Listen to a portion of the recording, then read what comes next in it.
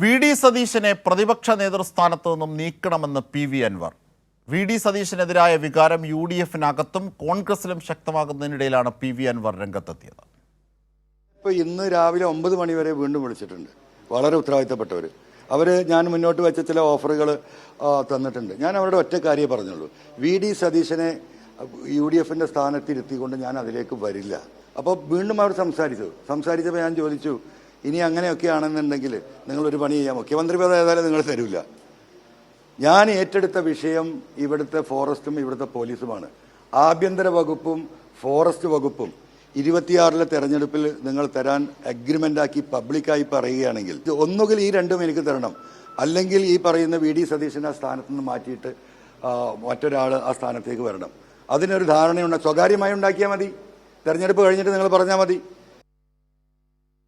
തീർച്ചയായും ഇതിൻ്റെ കൂടുതൽ വിവരങ്ങളുമായി സ്വാലിഹ് തന്നെ ചേരുകയാണ്. സ്വാലിഹ്, ഭരണം കിട്ടുന്ന കാര്യത്തിൽ പോലും ഉറപ്പില്ലാതെ കോൺഗ്രസ് ആടി ഉലയുകയാണ് UDF. അങ്ങനെ ഒരു ഘട്ടത്തിലാണ് ആഭ്യന്തരവും വനവും ചോദിച്ചിരിക്കുന്നത് PV അൻവർ. എന്താണ് PV അൻവർ ഉദ്ദേശിച്ചത്? എന്തൊക്കെയാണ് പറഞ്ഞത്?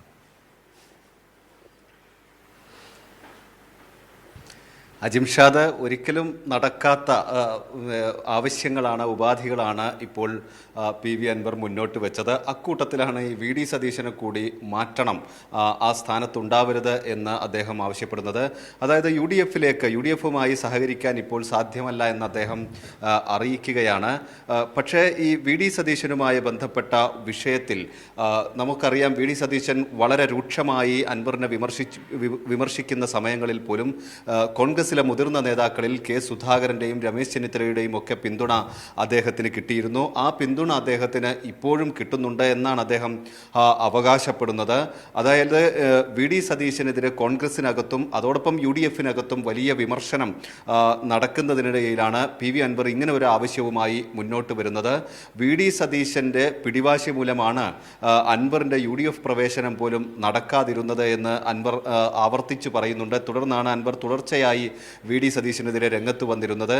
ഇപ്പോൾ അതിൻ്റെ കൂടി തുടർച്ചയായാണ് ഇങ്ങനെ ഒരു ആവശ്യം, പ്രതിപക്ഷ സ്ഥാനത്ത് നിന്ന് നേതാവ് സ്ഥാനത്ത് നിന്ന് അദ്ദേഹത്തെ മാറ്റുക, അല്ലാതെ ഒരു ചർച്ചക്കും UDF-ന് ഇല്ല UDF-നോടൊപ്പം ഇല്ല എന്ന് അദ്ദേഹം വ്യക്തമാക്കുന്നത്.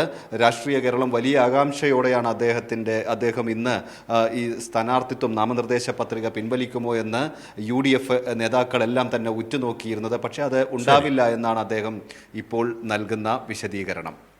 അജിംഷാ. ശരി സ്വാലിഹ്.